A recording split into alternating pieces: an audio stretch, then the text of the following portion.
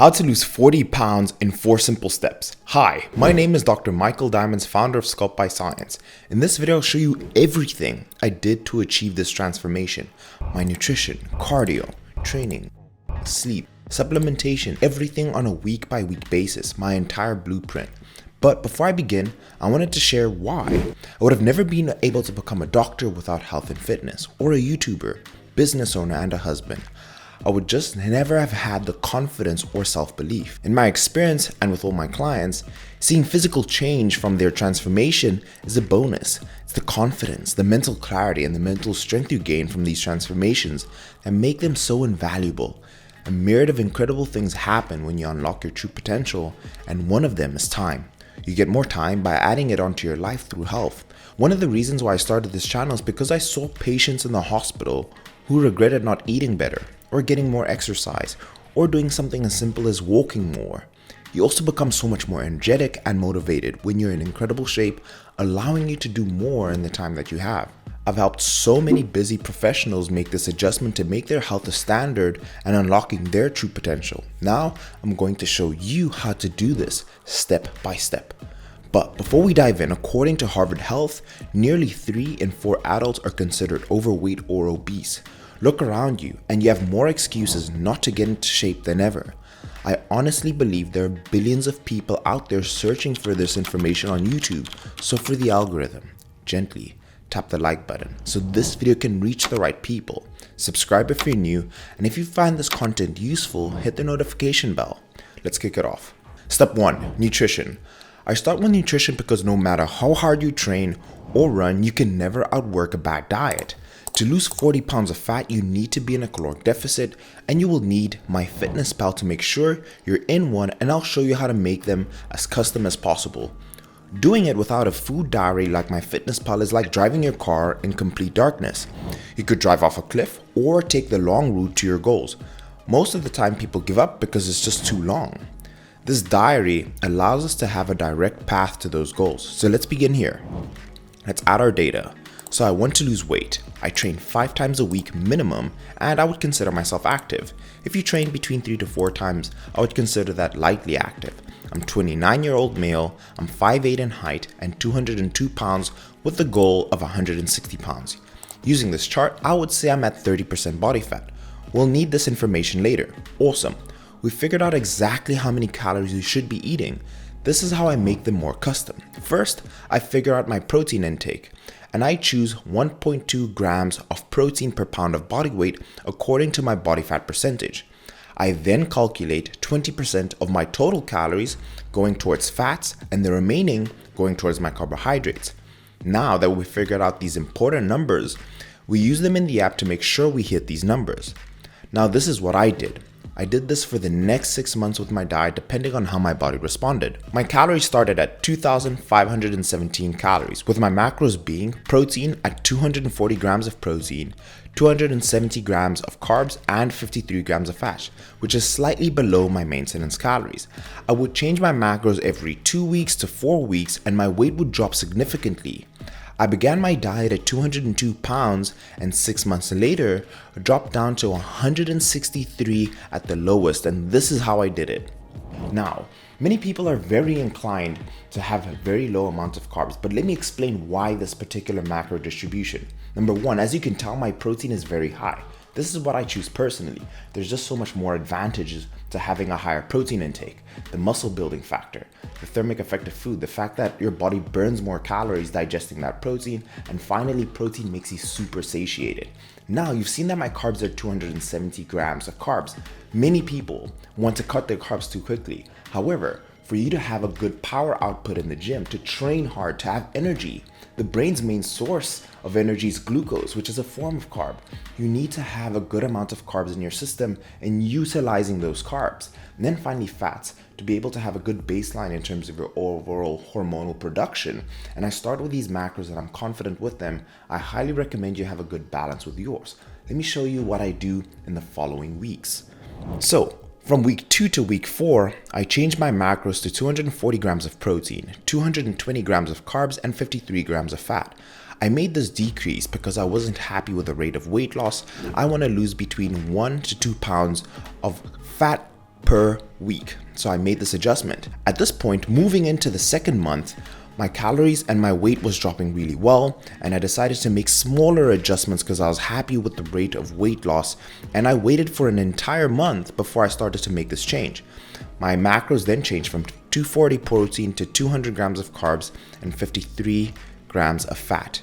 Moving into the next month, 4 weeks later, I then dropped my protein to 230 grams, carbs to 160 grams, and fats to 49.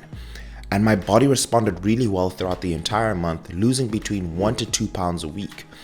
And I needed to not change anything for another 4 weeks. And finally, I moved into 220 grams of protein, 110 grams of carbs, and 49 grams of fat. In month 5, my macros went to 220 grams of protein, 130 grams of carbs, and 49 grams of fat.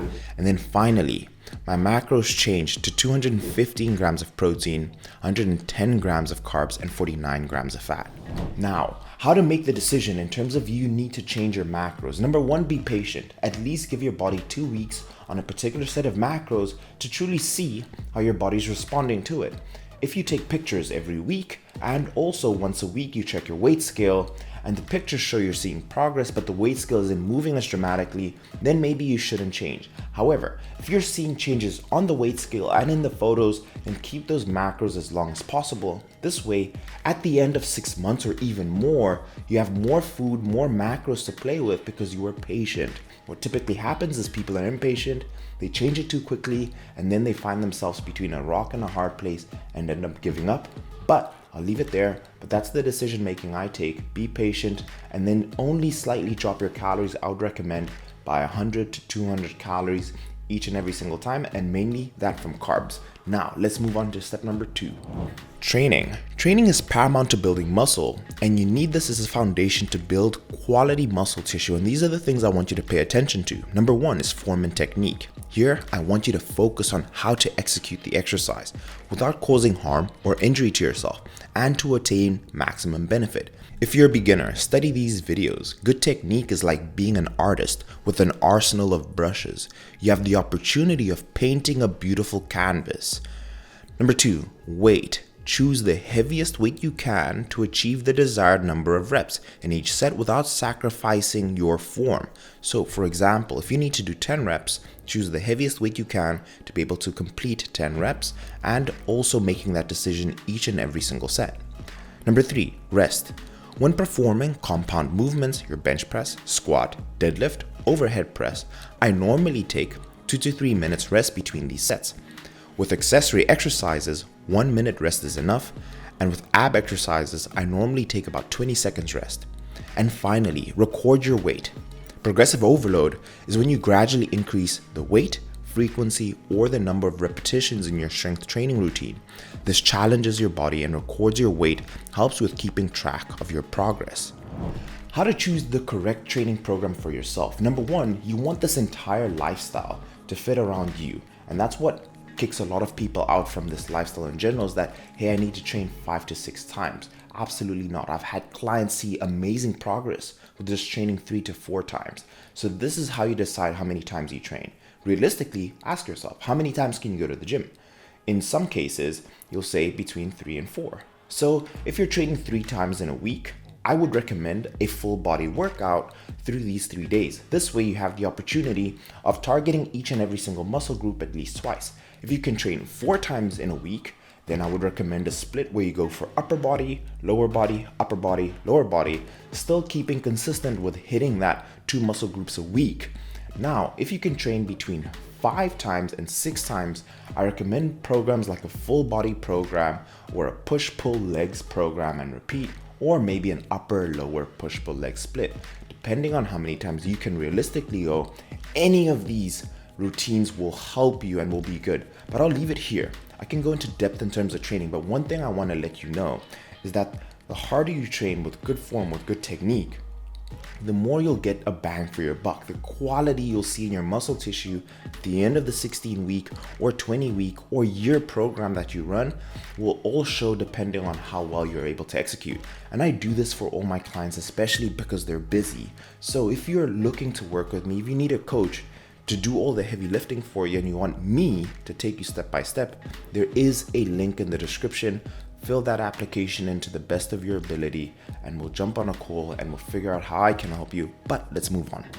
Step 3, cardio. Let's start off with frequency, which answers how many times in a week should you be doing cardio. I tend to separate cardio into 2 forms. Informal cardio, which is accumulating a minimum of 8,000 steps a day, every day, and formal cardio. Formal cardio is completed in the gym using a machine such as the treadmill, assault bike, air runner, or even the stepper. Depending on each individual and how much informal cardio they're able to complete throughout the day, I give a range of 2 to 6 sessions of formal cardio a week. Starting off with how I choose the frequency is as follows. If you can only get 0 to 4,000 steps in a day, I recommend 5 to 6 sessions of formal cardio in the gym. If you can get between 4,000 to 8,000 steps a day, then I recommend 3 to 4 sessions of formal cardio. And if you're getting anywhere between 8,000 to 12,000 steps, I recommend 1 to 2 sessions of formal cardio. On the screen now is what I've personally done to achieve this transformation. I commonly get the question, Mike, what is the best form of cardio? And the honest truth is, it's cardio you enjoy. You're more likely to be successful doing the cardio you enjoy and having that weight stay off of your body for the rest of your life. Example, a client of mine, JL, he loved playing basketball and he was able to lose over 30 pounds just playing basketball, and he was doing so consistently. With many of my clients, right, what works so well is getting steps. It's not as taxing on the body. They can do it anywhere. You can walk in this little room. And I even have doctors that I work with who are in their doctor's quarters. They take a jumping rope and do some skips there to accumulate their steps. So again, the answer is doing cardio you enjoy and what's sustainable. And what typically happens is people choose the higher form of cardio, the high intensity interval training, which is great, but not sustainable. And that's the trick. If you have any questions about anything I've said this far, write to me in the comments. I'm there for you and I can guide you in the right direction. And again, if you're looking for coaching, go through the application. I'm there for you. But let's move into step number 4. And finally, sleep. You cause all this damage to your body through the training. You diet super hard by tracking your macros and you've now completed all the difficult tasks. Finally, you need to sleep. You need to allow your body to recover from all the things you've done throughout the day. And what typically happens is I see a lot of people sleeping to 5 to 6 hours, which I understand, right? Not everyone is meant to be sleeping 8 hours. It could be your family, it could be work, or a myriad of reasons. What I would say to you is try and organize your day and your time and find a way to sleep between 6 to 7 to 8 hours and even more.